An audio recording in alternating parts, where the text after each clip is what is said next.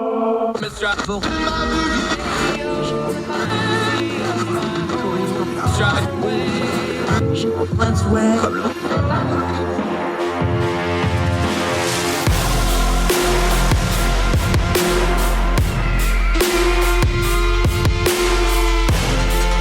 your host, Andrew Donaldson.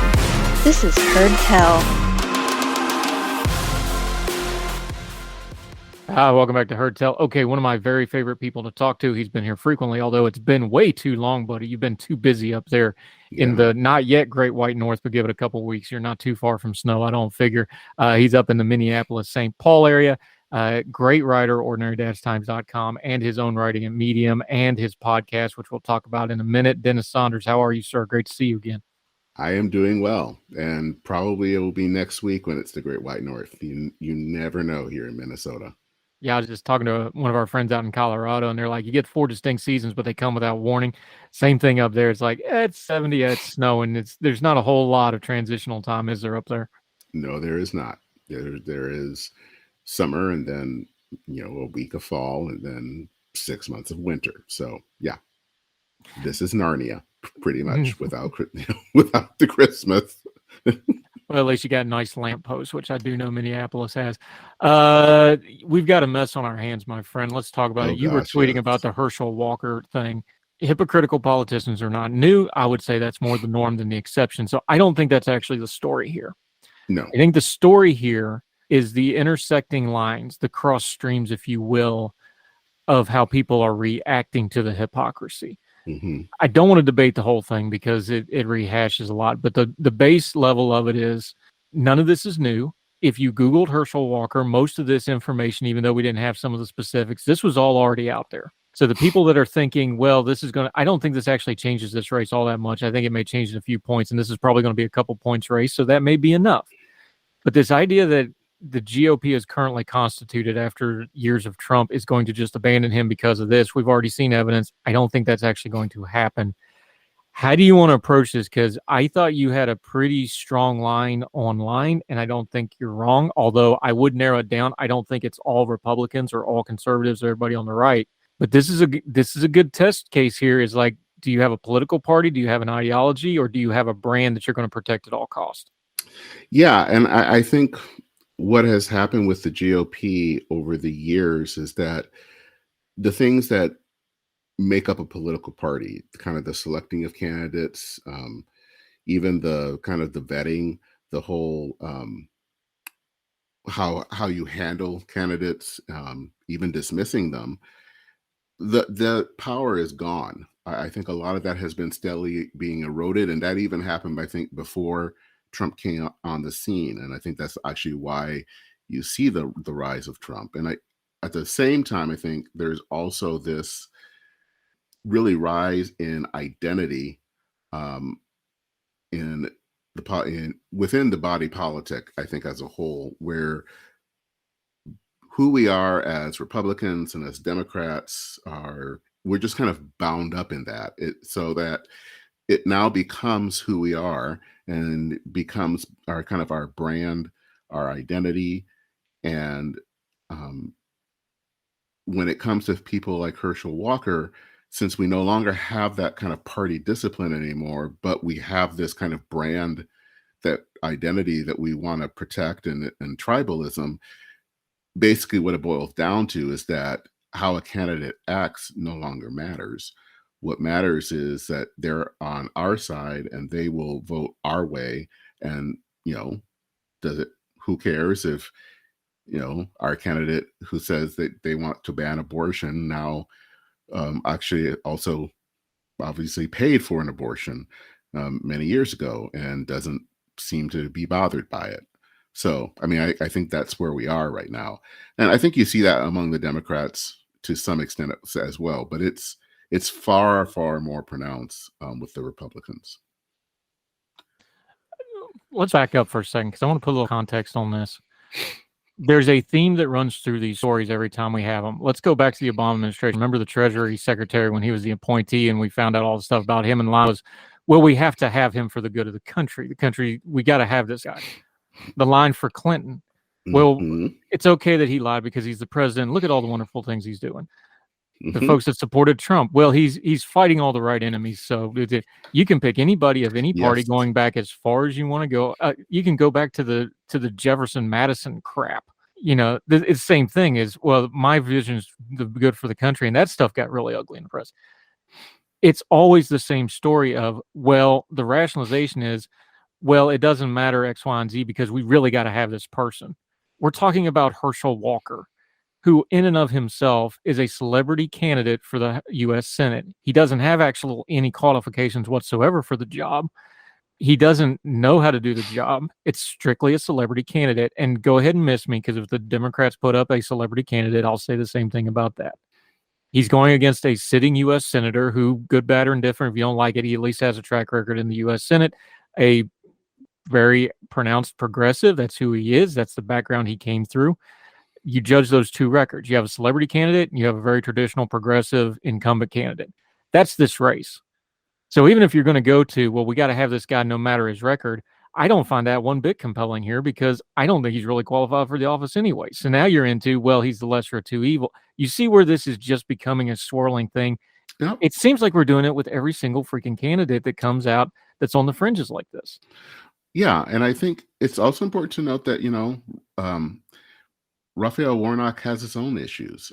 There have been allegations of domestic violence, and I don't want to equalize that. And this is not whataboutism, but it's the fact that, especially, it's more pronounced now than ever before, and it's been building over decades, is that our candidate is our candidate, and we will support them regardless of what they do, because they'll vote the way that we want them to vote. And I think I was reading the other day an op-ed by Henry Olson, who in the Washington Post, who said basically that he's a pro-life candidate. Raphael Warnock isn't, so we're just going to support him. Also, kind of forgetting that there is another issue there. It's not just the abortion issue. I mean, there have been also repeated allegations of domestic violence with Herschel Walker as well. And again, we're just going to ignore that because he's going to vote the way that we want him to vote. Put your pastor hat on for a second. Bad behavior doesn't start with the worst behavior. It's a learned behavior, most of the time, with very few exceptions. The reason we're doing this politically is we have conditioned ourselves over many, many years to do this. And I'm going to go to Clinton because that was the first election of my lifetime, but this goes before him. I'm not just picking on him. That was the first time we did it in mass media as we know it today, with the internet, with mass media. We did the, oh, well, he's the president. Well, if anybody deserves some peace on the side, I heard network TV anchors say that. People don't believe me saying it. We had sitting United States government officials come out and say, well, we cannot allow this to derail the work of the people. That was the Clinton administration line for all of his lies. And we now know, we didn't know as much then as we know now, his other abuses of women that have been alleged and otherwise. And we had sitting people on network TV. I remember when it was live and it became legend after that. I'm sure there's YouTube. You had people sitting on network TV and go, it's amazing how well he lies to us. It's just a marvel to behold. That happened. I watched it. You watched it. We're old enough to remember this. That's the first time I remember it happening. Okay, that was a Democratic president and Republican response, and I talked about it on this program. Hey, look, Newt Gingrich had to resign. Livingston couldn't become the speaker because he had to resign in scandal. Gingrich had scandal, and then they got replaced by Hazard, who ended up going to prison for molesting children. Yes. So this is bipartisan mess. And then, but you want to know how you got Trump? That begot Trump eventually, because you just put things aside, and you put it aside, and the Democrats put it aside, and the Republicans put it aside, and the Libertarians and the Independents and the Purple Hippopotamus Party, I don't care who it is. We've done this for at least the 30 years I've been following politics since I was a teenager. That got us to here, and we don't want to talk about that part of this. Nope. No, and I think that is fascinating. The whole Clinton mess, I think in many ways, when Trump got into trouble in 2016, and now I'm forgetting the name of the program, but the tapes that were out there and the grab him by what, and everyone thought that was going to be he was going to get derailed by that. And what did he do? The debates were coming up. He brought all of the people who had accused Bill Clinton of different form, either sexual harassment or even allegations of rape. He brought them on TV, and I think that pretty much effectively stopped any type of talk anymore about what he had done, because the Democrats didn't really have anything to say. They had a leader whose wife was now running for president, who did a lot of the things that we were now were being accused of Trump. And I think those things have a way of coming back around and biting people. And I think it is also in this time of age, and I think as a pastor, what tribalism does is that it blinds us to our own sin. So we don't have to see the problems that we are doing. We don't have this sense of introspection. And so we're blind to that. And again, kind of like here, we were talking about the Herschel Walker thing. It's bad, but we're not thinking about how other part, this has been part of a process, but as you said, has been building over the last 30 years, and that we just don't see it and choose not to see it because the other guy is worse. And so that's why we need to elect our person so that we can have our policies put forward and who care and to make sure that the other guy doesn't get in power.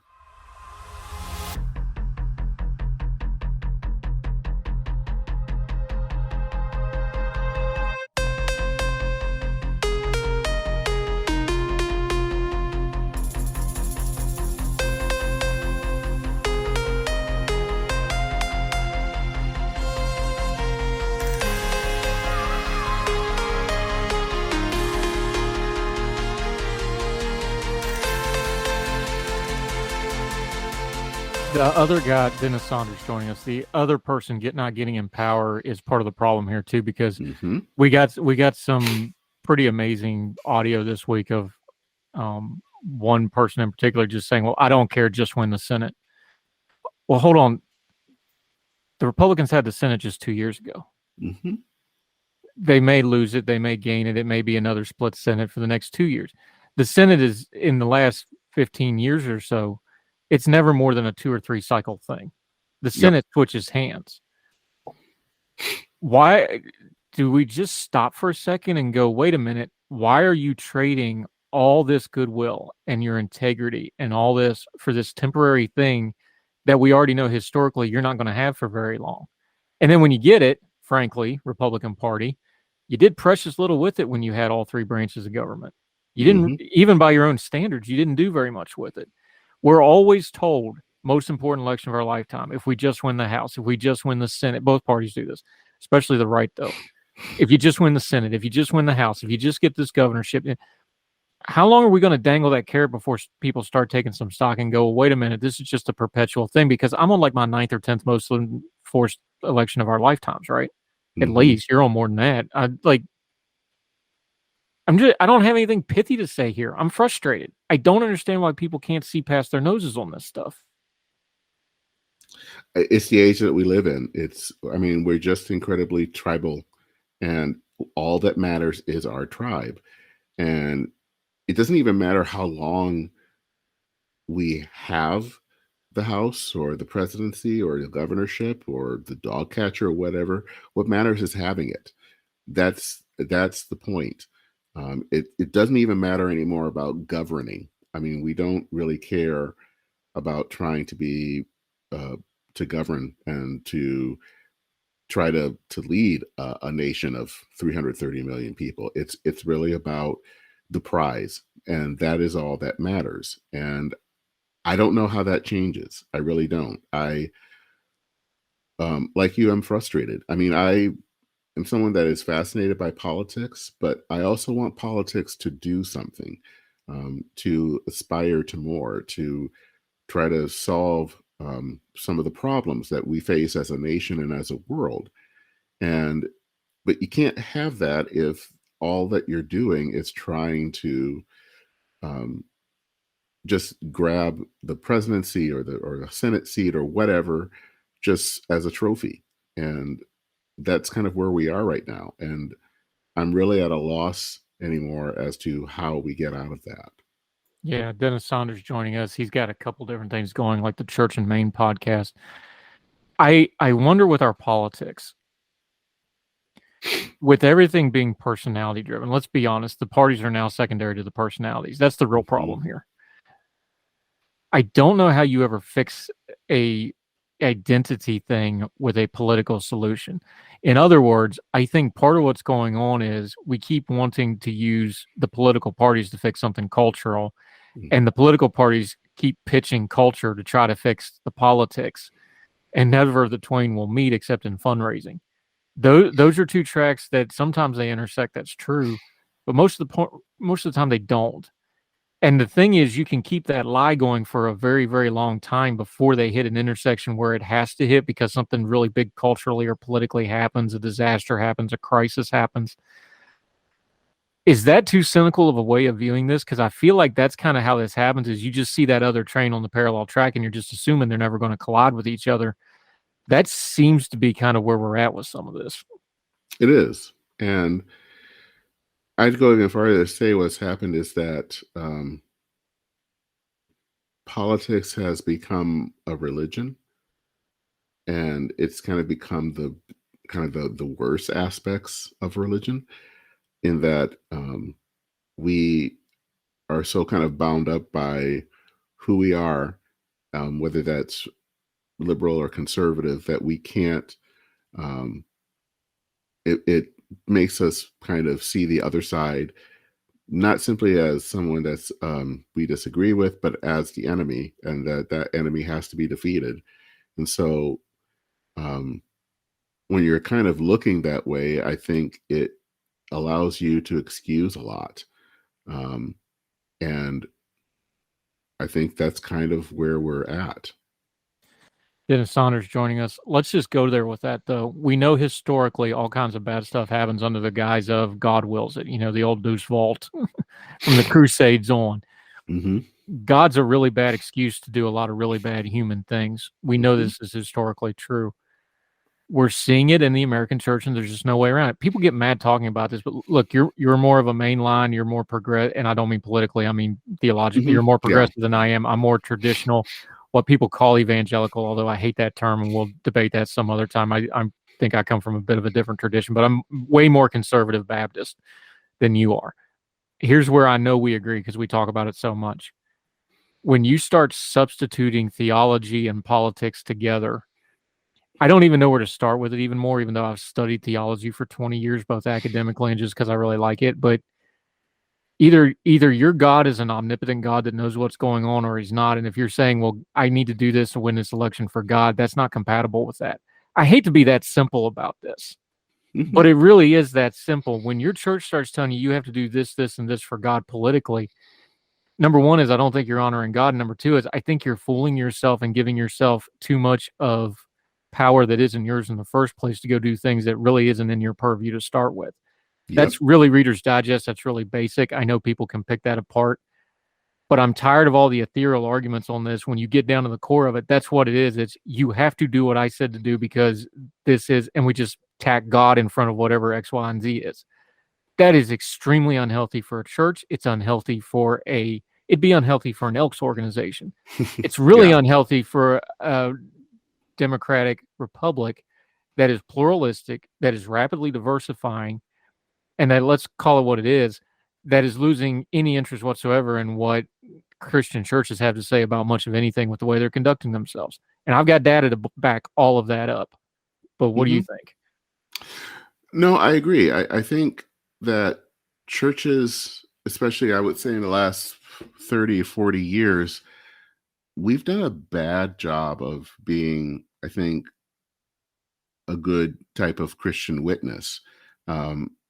We have kind of substituted the rough and tumble of politics, and kind of jammed that into religion, and then and so, in some ways we end up with where we're at now with Herschel Walker. So, you know, we can say, yes, abortion is sinful and bad and wrong, and we're going to also support this guy who paid for an abortion. And I think there's something I've heard David French talk about, and I've heard about it too, and you're probably familiar with it even more so than I am, is that there is a certain group of people in the pro-life movement that are far radical, the abortion abolitionists, who basically there is this sense of no abortion whatsoever, even if it's to save the life of a mother, and that if a woman has an abortion, well, then they should be imprisoned or punished for it. But here you have Herschel Walker, who, as I think David French says, had basically murder for hire. And who cares? Not that much. And then we wonder why the church doesn't have that influence anymore. And, yes, part of it is because we're a more diverse nation. People have other faiths and all of that. But as you have said, part of it is also our witness. And our witness has sucked. It's been terrible, and that we don't always live up to what we are professing. And then when that happens, when we're kind of found out, then we try to excuse ourselves and try to, offer different things. Well, it's for this reason or for that reason. And so people, I think, they see through that, and they have enough of it, and they walk away.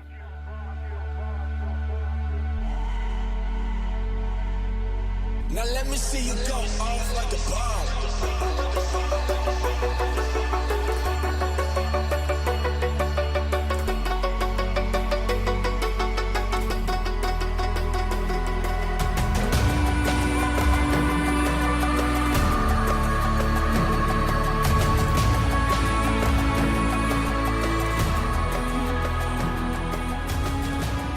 Dennis Saunders joining us. Something else is going to upset anybody, but it's true. We got the data. I think this is a thing, and this has been talked about by a lot smarter people than me. And I'm going to use a broad brush here because I have to get to the point, but I'll admit up front, this is a broad brush. Christian evangelicalism on the right, predominantly a middle-class white institution. By the vast majority, they have an absolute persecution complex where they are quite possibly the most privileged religious subsect of people that has ever walked the face of the earth. When you talk about wealth, when you talk about influence, this is fact. Christianity is a multi-billion-dollar industry in America. They have privileges, and I really think there's something to it that they innately understand. Well, if I can have political persecution, that validates all my feelings and that validates my beliefs. Folks are going to get mad. I'm going to get hate mail for that. Look, I is one. I'm a Baptist. Okay. I think there's something to that accusation. I think there's validity to the accusation. They want that martyrdom complex, and they substitute politics for it because, the culture's out to get me, the government's out to get me, the left's out to get me, and they are out to get my beliefs. When they're really, historically speaking, and compared to the rest of the world, they're very cushy and they're very comfortable. I don't know if it's a guilt thing. I don't know what it is. That's a real thing. I'm convinced of it. Am I wrong? No, you're not. And that persecution complex has been around for decades. I think it's gotten worse over the last few years, especially as I think America has changed demographically and all of that. There hasn't been within American evangelicalism kind of a really deep reckoning on things. And I think that needs to happen. I'm not, even though, as you said, we come from different backgrounds. I think there is an important American evangelicalism is important. It has an important heritage, but it needs at some point to really face up to some of its shortfalls, and it hasn't. And I think especially during the Trump years, that has been really enabled to continue to feel as if they are the victims. And I don't know what happens to bring that about. Kind of like a lot of things that are happening in our world today, I don't have an easy answer or know how that happens. But it has to happen.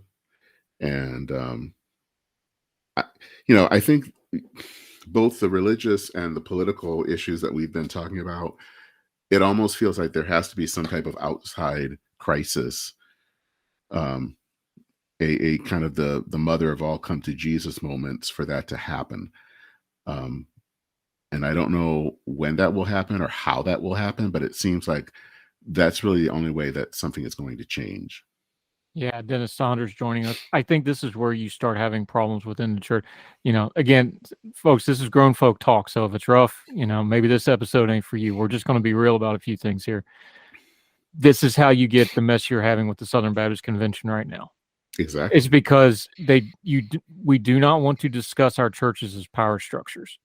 Because that's a social justice term, or that's a progressive term. No, it's just reality. I've had on Jennifer Greenberg. I've had on these abuse experts. We just did a episode on the Marilyn Monroe movie on exploitation, abuse and exploitation, and things like this. Whether it was Marilyn Monroe in the studio system, or kids in the church system, or the Catholic Church too, or a government organization, or even in a home with an abusive adult.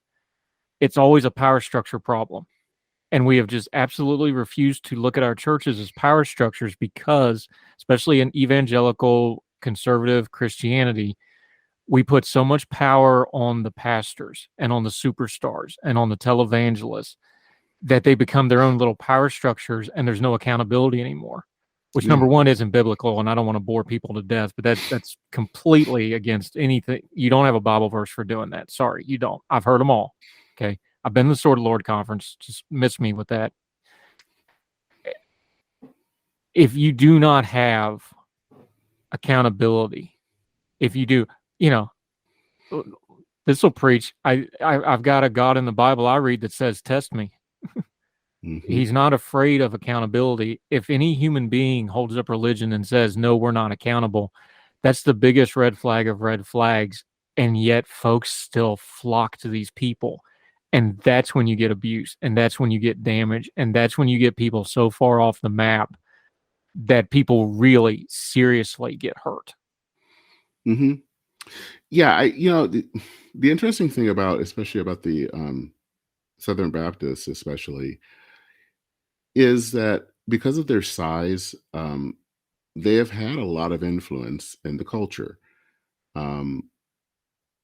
I think I remember we were talking earlier about Bill Clinton. I think they came up with a very strong kind of statement. I think it was at the 1998 convention about what was going on at that time.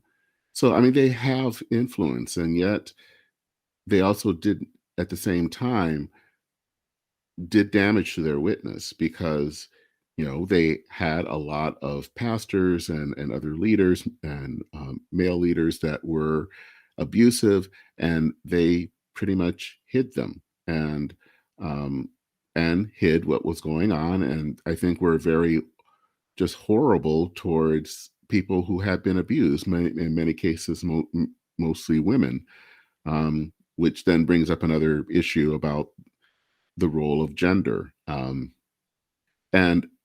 I'm not, you don't have to agree with how I view of male-female relations, but that's a problem within evangelicalism. And again, there needs to be, at some point, some type of reckoning of how do we deal with all of this? Doesn't mean that y'all have to become progressives, but how do you come to terms? How do you repent? And how do you kind of reform? Dennis Saunders joining us. This is why I love talking to him, because I can throw this real heavy stuff at him and he doesn't blink. The political movements that we're seeing now on the hardening right, national conservatism, Christian nationalism, you can call these a lot of different terms, but none of this is new. This is new branding, but none of this stuff is new. This is the same thing that I've told our Catholic friends about. They've got their theocratic movement too, and some of them are merging with this national conservative stuff, amazingly enough, which is really, really hilarious to me in a dark way.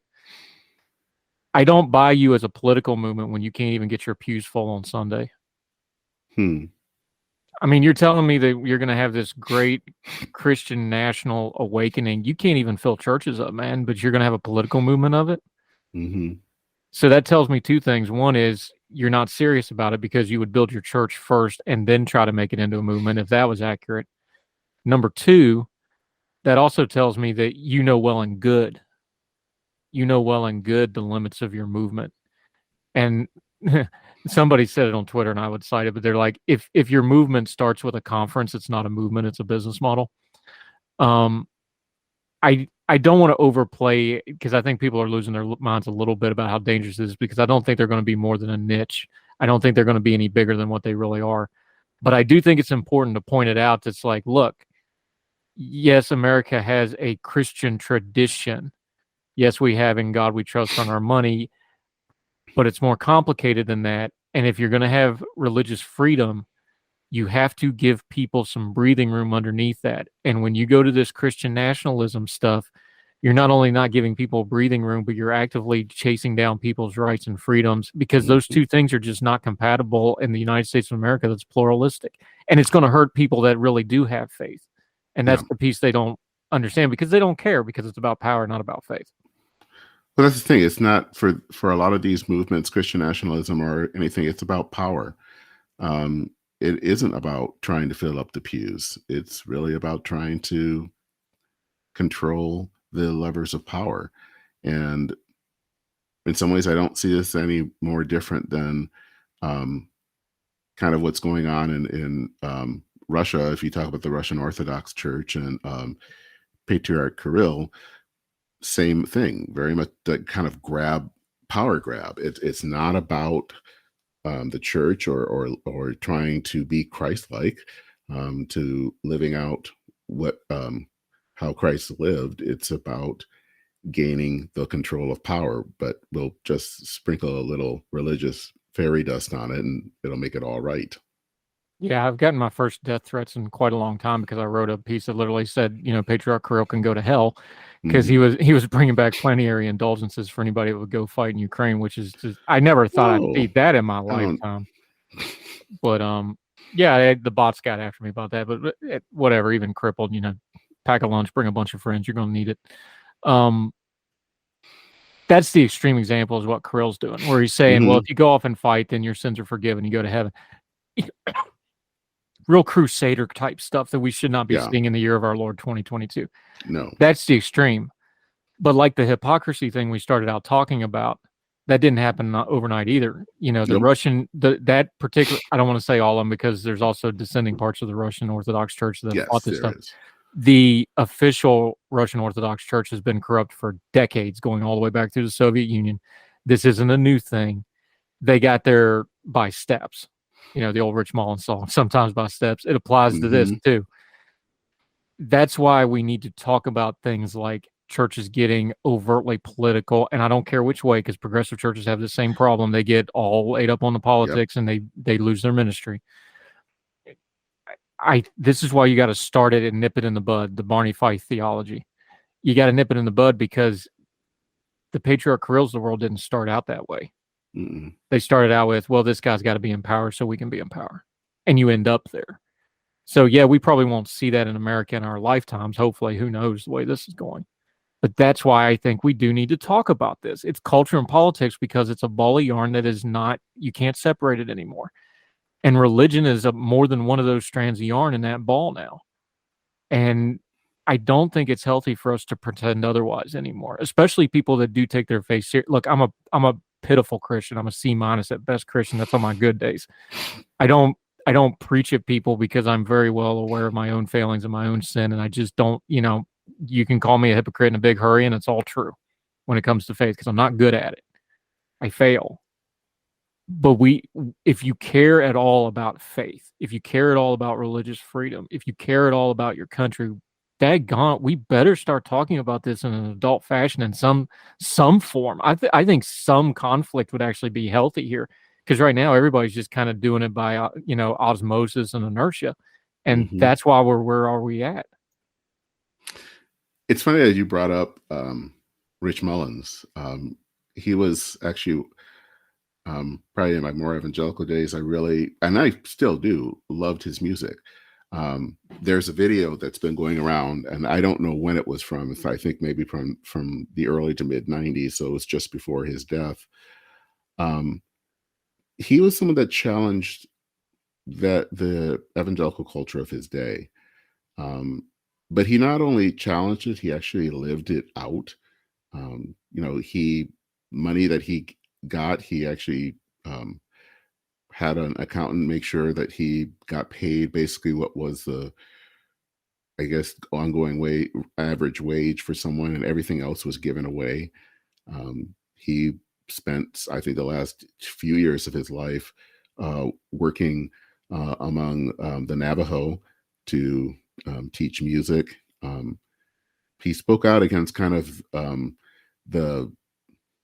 I would say the cushy lifestyle sometimes that especially a lot of evangelicals were living. And, we need more of those type of people in our culture today. Maybe, I don't know if that's a prophet or not, but I mean, we are sorely lacking of those type of people who not only who can speak out, but also live it out. We have a lot of people that talk a lot, but they don't really believe what they necessarily believe. It's really all about power. And I think we need more Rich Mullins in our culture and in our political life these days.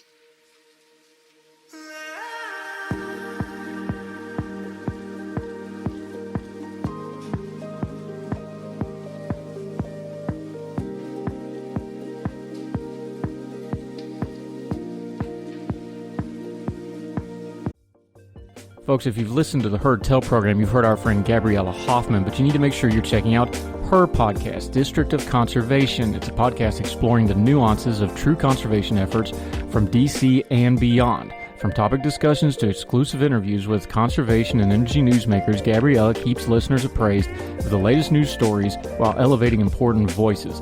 Listen to the District of Conservation on Apple Podcasts or wherever podcasts are played.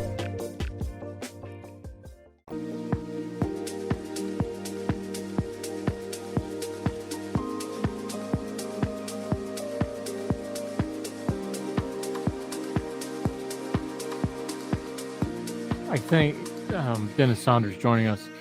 I think this is a church-wide problem, especially on the evangelical right, which, again, I hate that term, but it's what I got, so I got to use it, especially conservative churches. There's zero tolerance for the dissenters anymore. Oh, there's very little tolerance for the characters. They just get decried as liberals and get ran out. And this has been a long time building. You can go back to the moral majority days and look. Let me go to history because I want to stick to facts and not my opinion all the time. You can say what you want about the Christian fundamentalists of the 50s, 60s, and 70s, but when they said separation, they meant it. They didn't want nothing to do with the politics. They wanted to be left alone. They were wrong about a lot of things, but when they said it, they meant it, and they believed it, and they went out and lived it. Mm-hmm. This new strand of fundamental Puritanism that is mixing the politics and the culture, and they're saying, well, we've got to do this, this, and this. I think that's the biggest problem they got is nobody that's outside of their clique, nobody that's outside of that niche, and even people like me who are, probably more sympathetic to them than other people because I understand where they're coming from. There's no way to look at their support of people. I'm just going to go there, like a Herschel Walker, like a Donald Trump, Like, if you tell me, okay, I'm supporting Donald Trump for this, and this reason, and he's got these failings, but I've done, okay, fine. Even if I don't agree, I heard your logical, thought out argument. I'm talking about the people who pitched him as a religious leader. I'm talking about the people like, oh, well, he's a Christian now, even though there's zero evidence of that whatsoever. I'm talking about the people who just slap that peg as a widget into their wheel of already existing whatever's going on in their ideology, philosophy, and theology, and just press ahead because nothing ever dents the bubble. That's where not having dissonance, that's where not getting challenged on anything, that's where having a closed loop system, to use the Apple term, because I'm not in the cult of fruit, you poor souls that are, I'm praying for you. That closed loop system, though, this is what it creates 10 out of 10 times. You can't have dissent, you can't think, you can't challenge.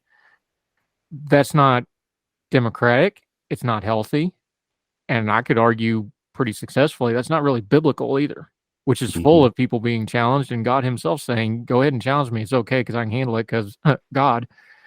This closed loop stuff is dangerous because that's where you get that power structure. That's where you get the bad political ideas. That's where you get some really nasty stuff.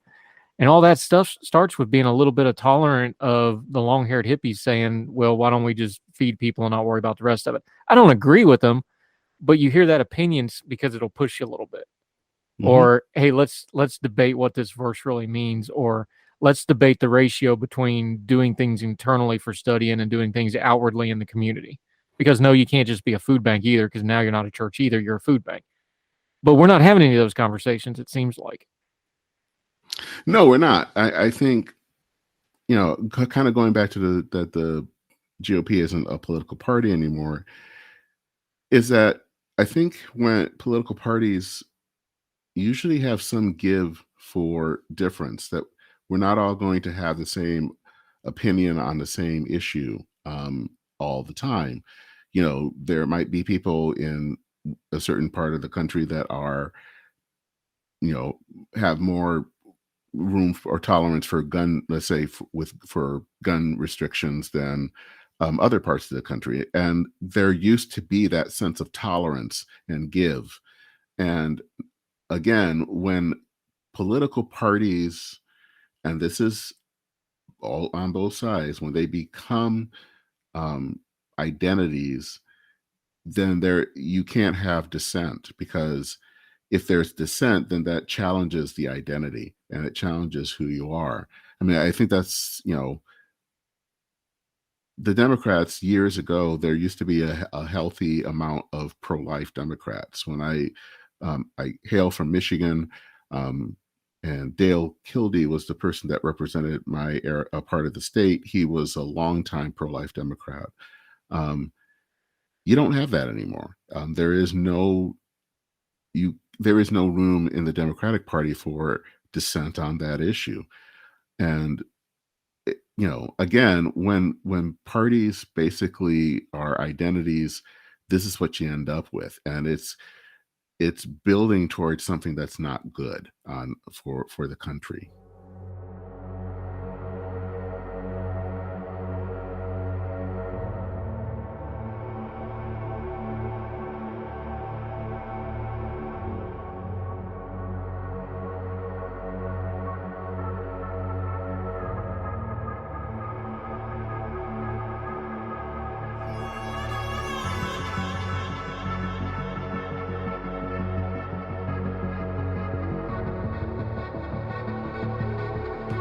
Dennis Saunders joining us, using church really broadly to include everybody, Catholic, Protestant, whatever. People of faith, even our Jewish friends, Muslim friends, Hindu friends, Church of the Flying Spaghetti Monster, we'll throw them in too because the colanders are really cool. How do we get people of faith to take religious freedom seriously? Because, frankly, the people of faith not taking religious freedom seriously is the biggest threat to religious freedom, in my opinion. It starts by seeing that other person is a child of God.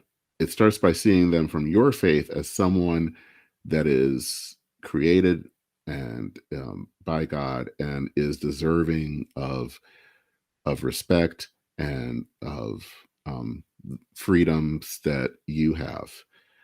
even if you don't agree with them, and that you allow them as a Christian to be able to live out their life in the best way that is possible. The problem now is that God has become tribal, and so our gods can't see beyond anything from ourselves. And so if there is someone that is different from us, then they're not simply different and just and we don't see them as people that have the freedom to kind of live out their lives, but as the enemy that must be destroyed. And I think for anything to change, we have to see each other, see the person who is different from us as someone, at least within the Christian faith, as someone that is a child of God, even if we don't agree with them. And because of that, we want to give them the utmost respect. Is that why 11 a.m. on Sunday is the most segregated hour in America still? Yes. Yeah, I think it is. I think it's funny. I think, I was just hearing something earlier on the Dispatch podcast about the fear, especially among white conservatives, of not wanting to be called racist. And obviously that makes some sense. But I think we still, especially I think within American evangelicalism, there is still an issue when it comes to race. That doesn't mean necessarily that people are running around in hoods and setting fire to things, but I think people still haven't been able to reach out and see that someone who's African American or Latino or whatever is just another person, and that it's important to build a bridge and not a wall. And I think we're not, at least in some parts of American evangelicalism, that's not a possibility at this point.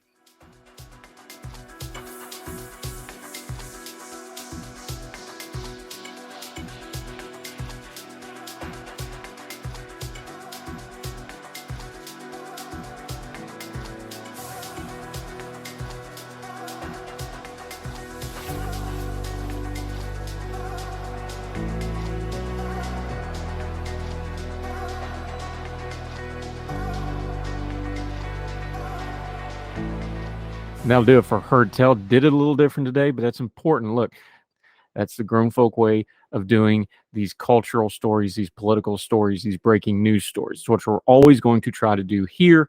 We'd love to hear feedback from you. HeardTellShow@gmail.com. HeardTellShow on the Twitter. Also, comments and reviews in any of the platforms that you're watching or listening to the program. We do see those. Love to interact with you on those. We'd love to hear from you, because if you ain't listening and watching, we ain't got anybody to talk to. This is a partnership, and we appreciate you very much for however it is you spend your time with us. We always want to respect it. We never want to waste your time, so we bring you the stories that matter, like this one. Till we see you again on Heard Tell, wherever you and yours are, across the street or around the world. We hope you are well. We hope you are well fed. We hope this story makes you hug your loved ones just a little bit more. We'll talk to you about it next time on more Heard Tell. All the music on Heard Tell is provided under a Creative Content license from monstercat.com.